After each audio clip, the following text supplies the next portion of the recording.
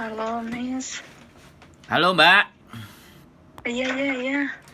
Ini namanya Miss Yuni bukan sih? Ini asistennya. Oh, asistennya. Karena kan nomornya dia iya. sudah nggak keladen Mbak. Jadi ini Oh, ada asistennya yang mengasisteni. Menghandle. Ya terserah sampean sih. Gitu. Tapi kembali lagi karena ini Iya. ini kan curhat. Sekali lagi kalau curhat kan masuk di YouTube. Jadi usahakan identitas Iya. atau apapun semuanya tidak sampai ucapkan. Oke, siap. Bahaya, tapi kita akan berusaha memberikan yang terbaik. Oke, siap. Monggo, siap, Mas. bagaimana, seperti apa?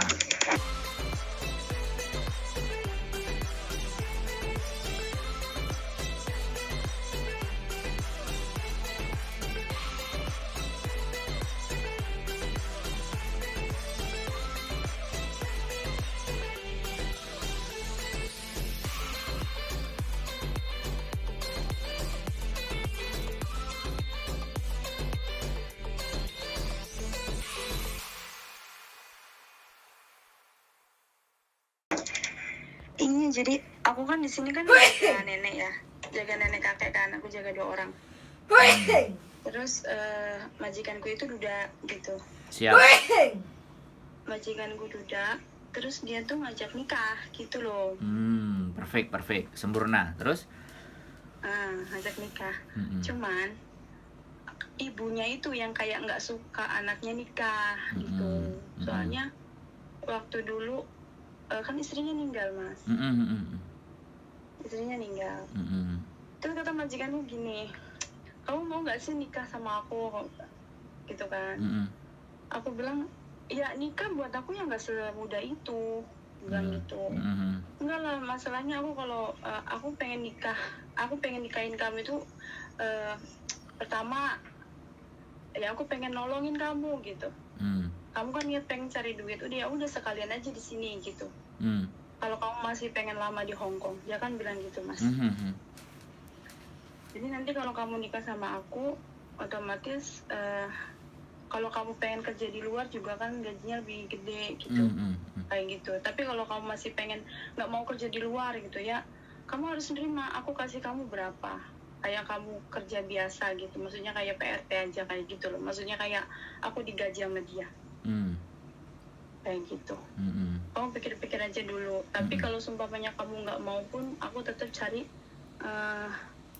orang yang bisa dinikahin kayak gitu. Soalnya ya ada sesuatu aku nggak ngerti lah ya gimana. Tapi ya daripada aku cari orang lain yang belum tentu, ya udah kamu aja yang aku kenal kayak gitu, Mas. Siap. Kayak gitu. Oke. Tapi jadi masalah apa sih? Jadi kayak aku tuh kayak disembunyiin gitu. Kayak disembunyiin, terus dia ngomong kalau nanti kita nikah gitu, sebelumnya aku minta maaf kalau aku nyembunyiin kamu dari ibuku, soalnya dia cemburu banget kalau sebelumnya dia deket apa sih, dia baik gitu, udah dia cari masalah itu buat marah-marahin gitu loh. Cari masalah buat tengkar kayak gitu. Kayak gitu. Jadi aku nggak mau itu, pasti kamu juga nggak nyaman gitu. Jadi aku minta tolong, minta sabar kalau sebelumnya kita nikah. Itu kamu sabar sampai ibuku nggak ada, ya kita baru bisa kayak apa sih? Bareng lagi. Kayak nggak sembunyi-sembunyi. Siap. Jadi kalau di rumah ya kita ya biasa aja, nggak ngobrol, nggak apa, kita nggak ngobrol, paling lewatnya chat gitu, lewatnya HP, SMS kayak gitu. Tapi kalau di luar ya, maksudnya kita kadang lah 3 bulan sekali, 2 bulan sekali, dia kan nggak ada libur kan kerjanya. Kita ada waktu untuk buat sekadar makan di luar atau apa kayak gitu. Paling kita keluar itu sejam 2 jam, nunggu dia libur, nunggu dia waktu kerja luang gitu, baru kita bisa keluar. Aku nggak pernah keluar bareng sama dia selama aku 2 tahun ikut dia gitu loh. Kayak gitu. Terus ya, padahal aku bingung gitu, bingungnya ya emang sih, maksudnya aku masih mau kerja di Hong Kong gitu. Tapi untuk nikah, apalagi keadaannya kayak gitu, ya pasti buat aku nggak nyaman loh, Mas. Ya. Udah, giliran saya. Iya. Soalnya sampai udah 4 menit, jadi Kalau menurut saya ya, melihat sesuatu, saya anggap ini adalah sebuah rezeki kalau buat saya ya.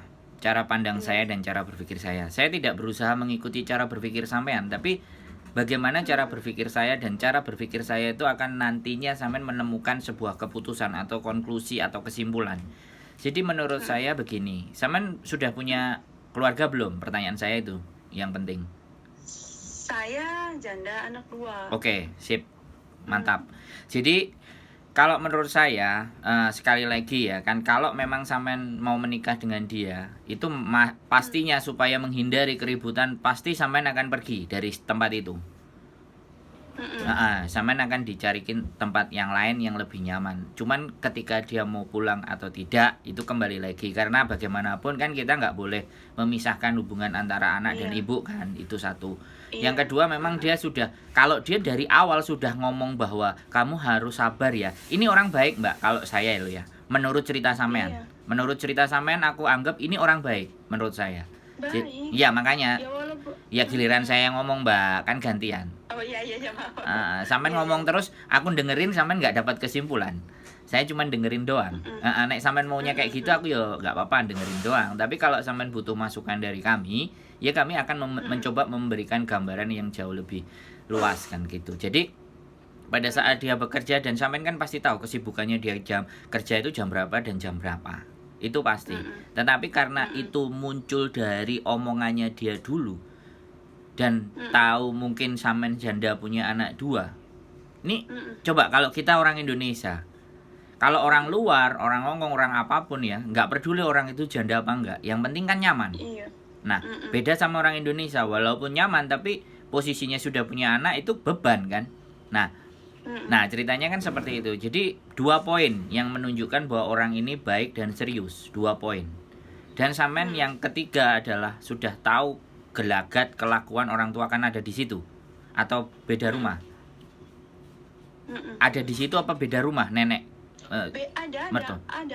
Sampean kan jadinya, jadi kan sampean udah tahu tuh tabiat-tabiat orang tuanya sampean itu kan sampean sudah tahu. Dan ketika menghindar pun dia tidak akan, kalau kita cari tempat lain pun yang dia tidak tahu ya, suami sampean pasti akan berusaha menyembunyikan karena dia ingin merasakan kebahagiaan yang lain. Jadi sebenarnya dia tuh orang yang kesepian dan kepingin merasakan kebahagiaan yang lain. Dan ini bagus karena dia tidak cerai tapi dia meninggal. Ini poin yang ketiga. Sekali lagi. Jadi kalau saya lihat dari ceritanya sampean, ini poinnya plus banyak ya. Terus yang kedua, kalau seandainya dia kerja dan sampean hanya misalnya jadi nyonya, hanya nerima duit, kalau sampean bisa ya sampean beruntung.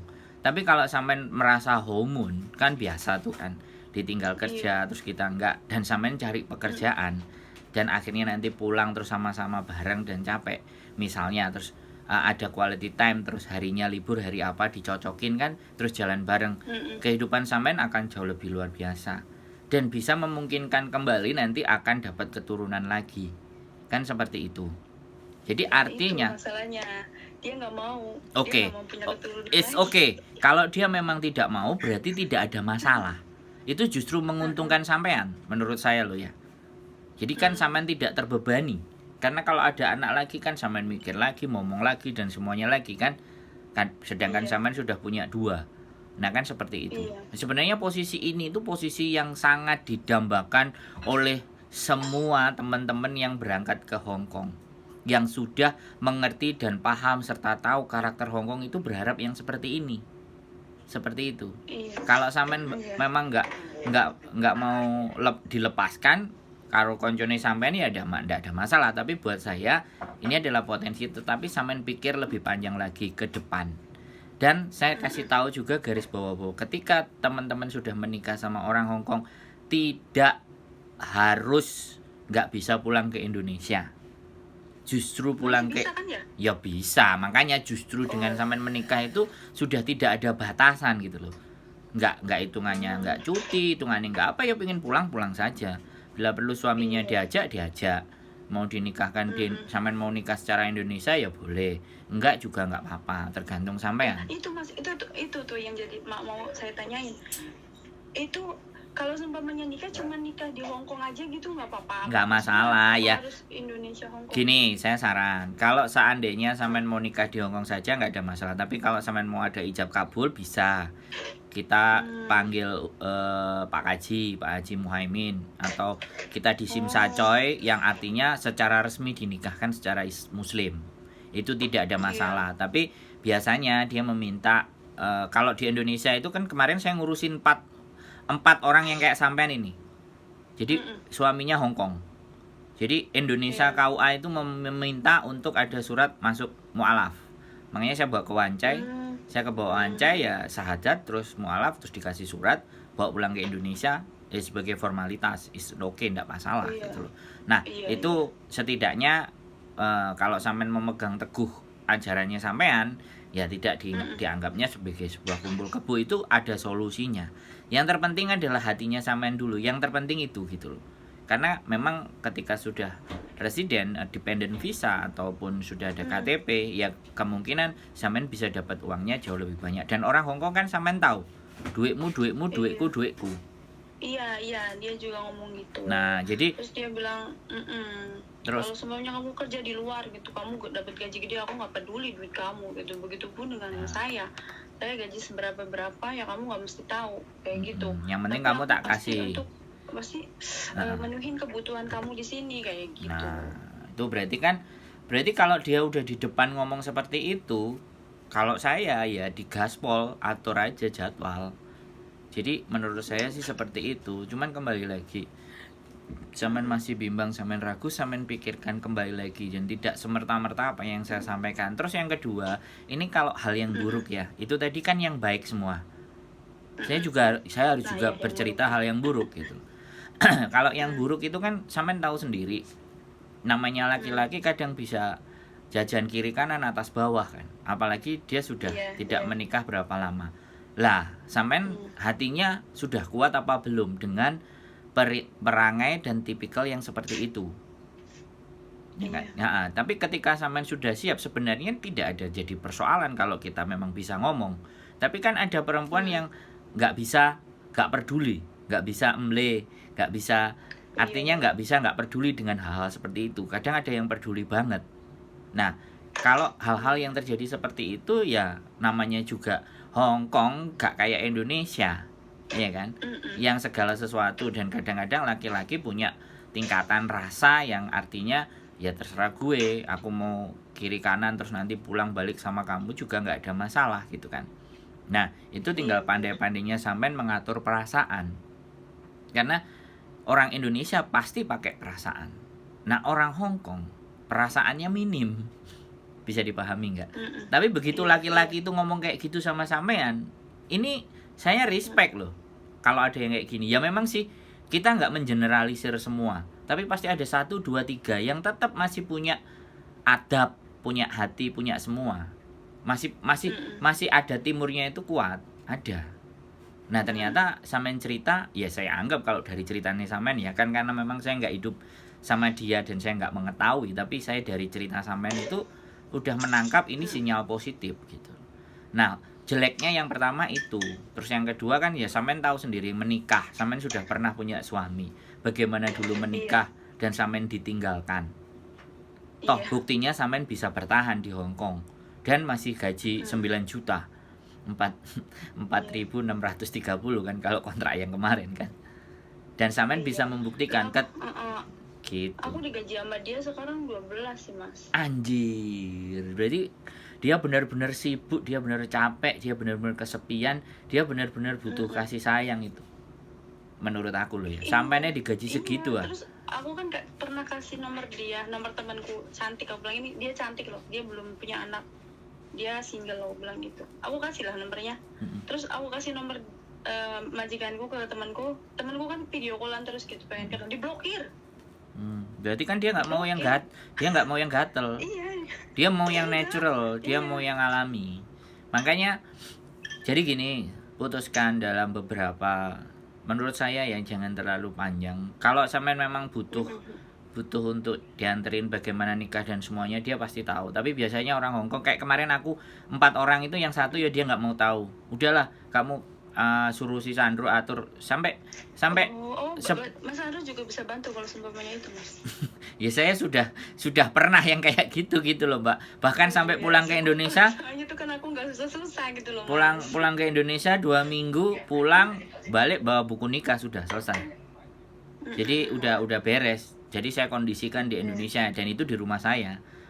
Orangnya ada, cuman nggak mau tak upload, ya itu masalahnya. Jadi saya nggak bisa, karena sekali lagi figur itu publik ya kan. Saya juga nganterin ke Wancai, masuk mualafnya itu kan saya anterin ke lantai atas ke Islamic Union itu kan.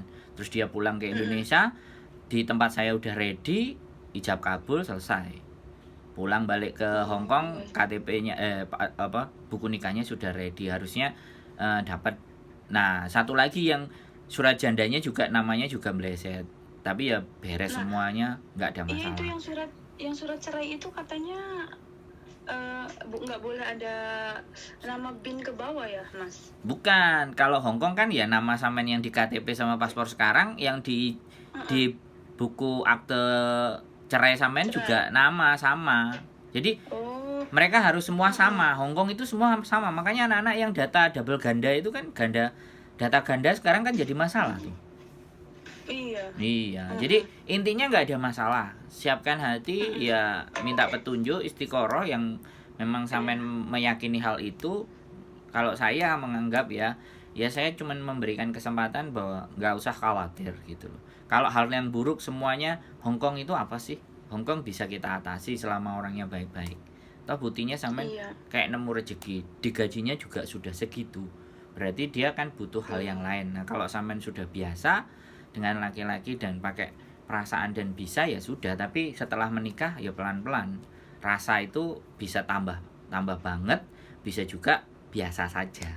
Kan otomatis ya sekali lagi dia pasti orang yang lagi butuh waktu, butuh kesepian, butuh seseorang yang ladenin. Ada juga yang ngobrol sama saya itu laki-lakinya sekitar umur 62, 63. Anaknya sudah selesai semua. Mbaknya itu masih umur 30, cuman agak bulat, hitam, pendek. Jadi dia cuman berjanji, kalau aku nikahin sama kamu rawat aku sampai mati ya. Dia cuman ingin kayak gitu. Lah karena yang perempuan itu orang tuanya suka ngabisin duit buat judi, dia anak sebatang kara, daripada digantungin di orang tuanya duit semuanya habis, mobil habis, rumah habis, lebih baik nikah sama orang Hong Kong. Masih 30 loh. Waktu tanda tangan visa di imigrasi ngobrol sama saya. Sekarang kehidupannya lebih enak, terus suaminya ngajak pulang ke Indonesia, dibawa tinggal di rumah, sampai beli birnya harus pesan di hotel karena suaminya suka minum bir kan. Di Indonesia kan enggak dijual bebas. Terus dibikinin rumah, orang tuanya cuma dikasih 500 ya karena duitnya dihabisin. Dua-duanya orang tuanya suka judi. Kan artinya dia dikasih rezeki. Apalagi aku mikirnya aku udah gak punya siapa-siapa gitu, Mas. Maksudnya aku yatim piatu gitu. Jadi ya kan anak. Lah terus anak sampean ikut siapa? Ikut bibi.